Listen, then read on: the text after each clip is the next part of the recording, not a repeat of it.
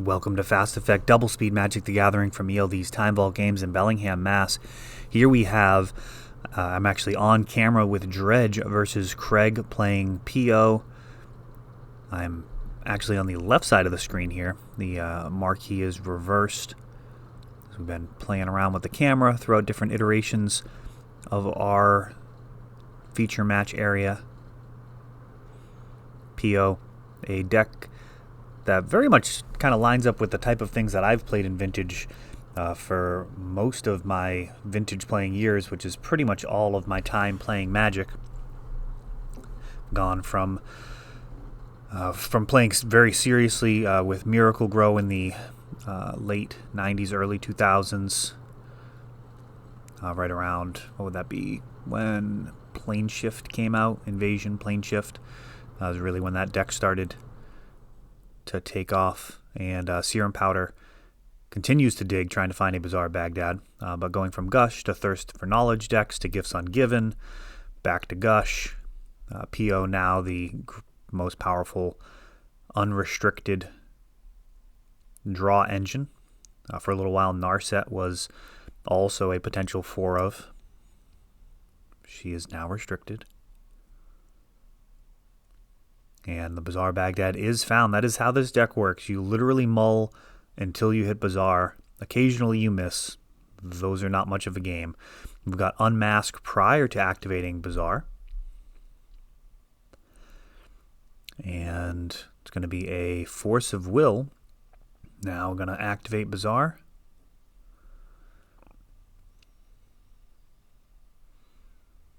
Discarding and Mana Crypt, potentially going to chip away at Craig's life total, though this game not likely to come down to that. We've got a PO, Force of Negation, pitching Gitaxian Probe.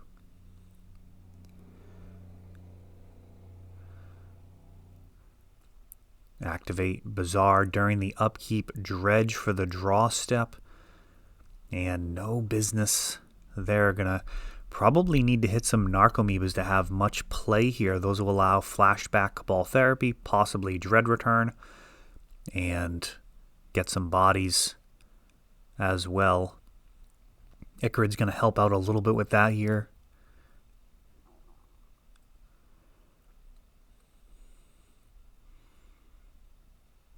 And Time Twister says, nope. Let's get rid of that graveyard. You can have 7 cards in hand. Rather have you with 7 cards in hand than a fully stacked graveyard, particularly with that Icarid ready to come back. And now Narcomoeba and perhaps Hollow One. Really the only things likely to enter the battlefield on my turn.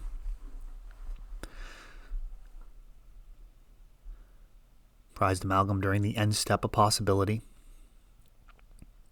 But in order to get to flashing back cards like Cabal Therapy and Dread Return, going to need some bodies.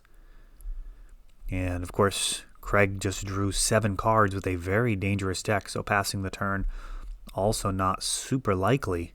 Mox Opal adds to his mana in Tolarian Academy.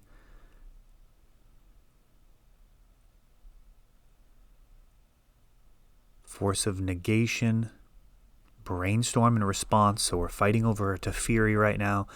If this Teferi does hit, all of my counterspells will be blank for their foreseeable future. Mox Sapphire along with Soul Ring, and now a PO resolving Paradoxical Outcome, drawing Craig 5 cards here, and most notably not going to cost him any mana. Net mana, I should say, as he's able to pick up and put down these 0 casting cost Moxen. Sensei's Divining Top finishing things out. Lavinia popping down first, and she is actually going to be a real issue. The deck is mostly free spells. I mean, it has no mana, so not going to actually be casting any spells. Hollow One, Unmask, flashing back spells. Like, there's really a whole bunch of ways to cast spells without mana, and Lavinia is going to stop all of those. really need a Narcomoeba here. Now, it is worth noting that the Cabal therapies can be played, which is important. I do have lands in play in the form of Bazaar of Baghdad, so I can cast them. They just will be countered by Lavinia. But Force of Will, Unmask, Hollow One, those are all going to be countered by her other line of text there, though not likely to get to that point. Craig casting PO for all the cards here, tapping top to draw, responding with PO, getting an additional card out of that Sensei's top. On top of it all, mana floating. Tolarian Academy still untapped. That can be a huge boost of mana.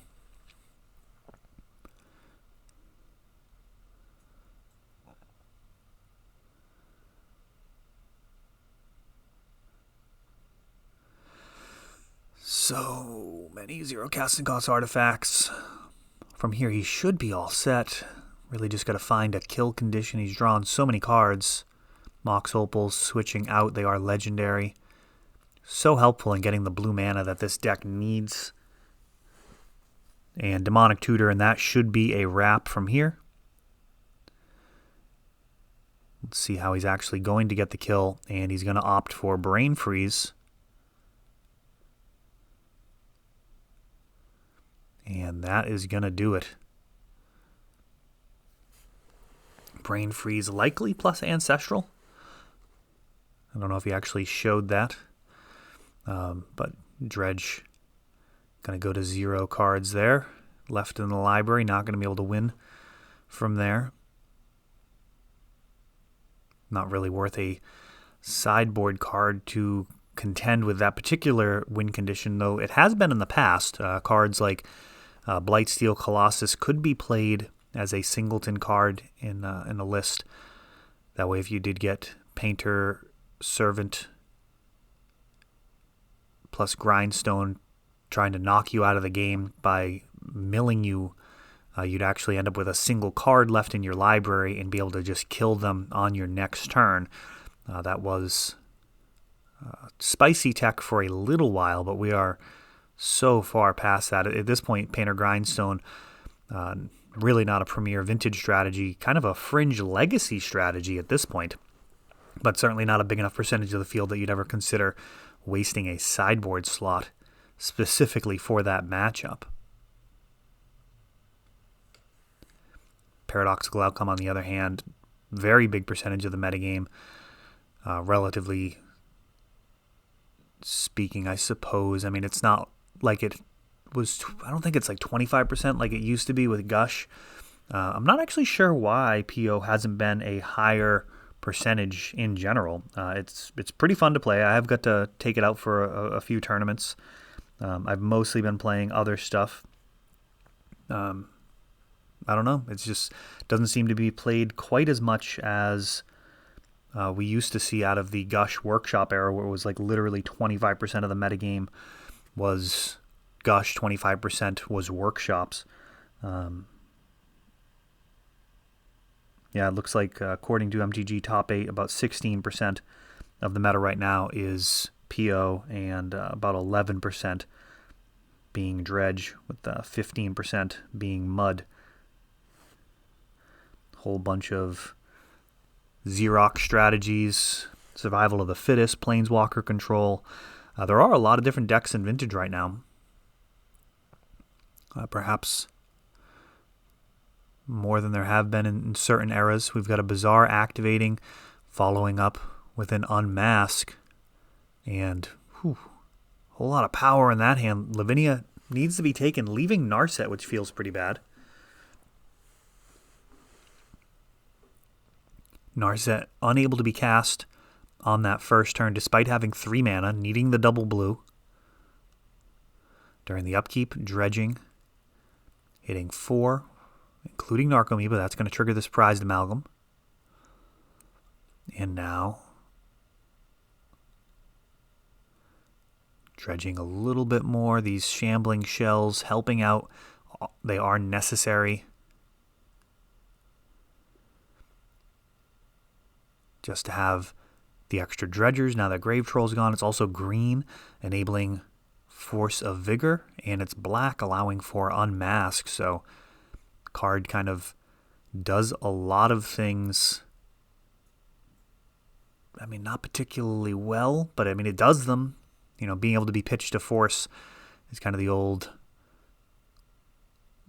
remark about any blue card. Like, it can't be that bad. It can be pitched to Force, and I mean, Shambling Shell's pretty much in there specifically to be pitched. Now let's see what these last two cards are in hand. Definitely setting up a situation where these two cards could have dredged a little bit differently. So it's likely to be a Force plus blue card, and it is Force of Will. And now a Tormod's Crypt coming down. 4 damage already on board, and Craig actually going to let this Icarid in. It's an interesting decision. Going to go ahead and dredge for turn, triggering Narcomoeba.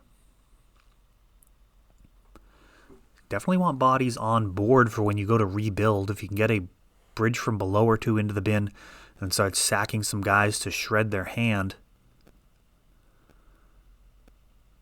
be in pretty good shape. Bazaar Baghdad does set you down a card in hand, so if there's no bridge from belows in the graveyard. Alright, so it's going to be dredging. Now this Prize Amalgam is not going to trigger. Probably just going to force Craig to use the Tormods. No, he's okay, he is going to do it. So, forcing the issue, pushing through some damage. Only 5 damage on board. Would be a little bit happier from the other side of the table with 10 life, 2 swings. A very, very different thing than 3 swings when we're talking about Vintage. Every turn can just be absolutely game-breaking, as these cards literally break the rules of Magic. We're talking about taking extra turns, drawing 3 cards for 1 mana, getting a new starting hand. Cards like Time Twister where you're just drawing 7. So much can happen in the span of a turn. Craig playing a land and passing. He's got that other Tormod's Crypt, going to make it difficult to rebuild from the graveyard, but may not need to. There's actually lethal damage coming up next turn. Craig's down to 1 life, activating Bazaar.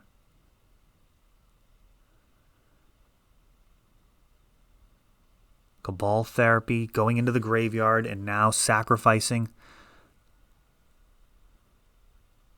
And that is going to do it. So either one of those cards, super dangerous. There was Underworld Breach and Bolas's Citadel to be seen there. Cabal Therapy grabbing the Underworld Breach, and Bolas's Citadel, I believe, would have been the next card. Of course, with 1 life, not super exciting. Has to be a very specific sequence of cards on top of your deck for that to work out. Bunch of 0 casting cost artifacts, and even then he wouldn't be able to cast anything to actually get the ball rolling at just 1.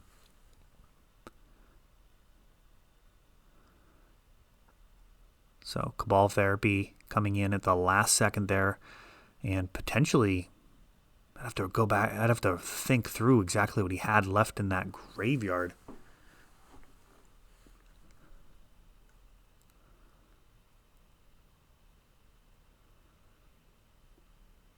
So a straggling team of Narcomoeba and Prized Amalgam getting there in that game, but Craig going to have the play.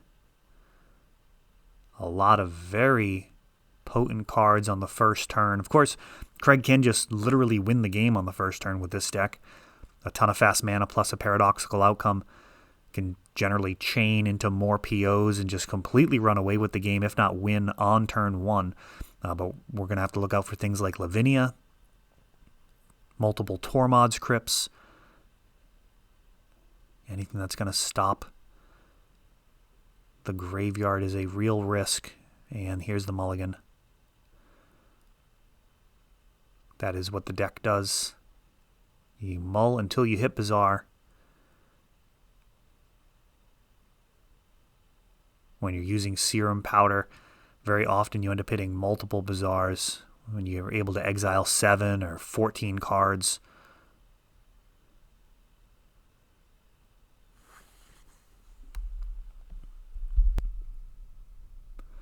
And Serum Powder on 5, losing a Force of Will, Cabal Therapy, and a couple of prized amalgams. And Bazaar is in this hand. Mana Vault, Lotus, Lion's Eye Diamond, and passing. And then during the upkeep, throwing off a PO, working around Force of Negation. Bazaar.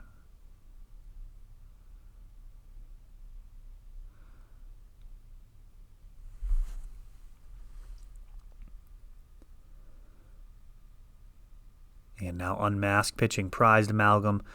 There's a Force of Will pitching Brainstorm, a couple of high-quality cards, but not going to be as good as what has been protected. Likely another PO. And Force of Vigor in response to the second or third artifact. So this PO only getting 2 cards, but effectively countering the Force of Vigor. And now Mana Vault. So much mana. Tolarian Academy, holy cow.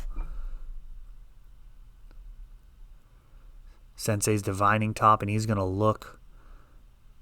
And another PO.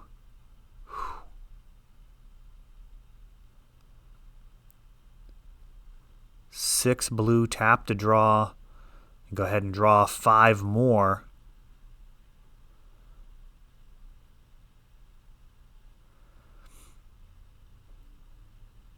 He's got 4 mana floating still.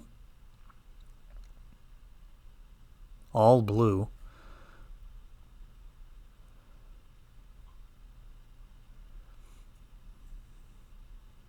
Lotus and Lion's Eye Diamond hanging out together this game.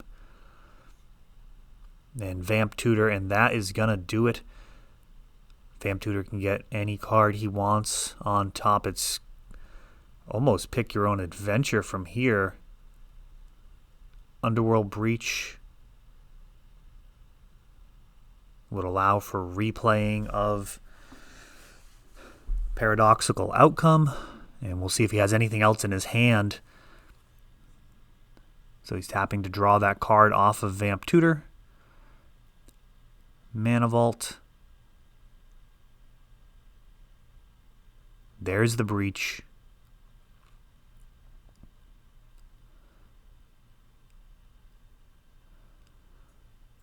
Oh, and he's already got the Brain Freeze, so that'll do. That'll do. He's going to be able to Brain Freeze himself. Brain Freeze himself again with the Underworld Breach, and then eventually Brain Freeze me and Ancestral me out of the game. That is probably the most streamlined kill. You really don't need to run much in the way of goofiness with this kill.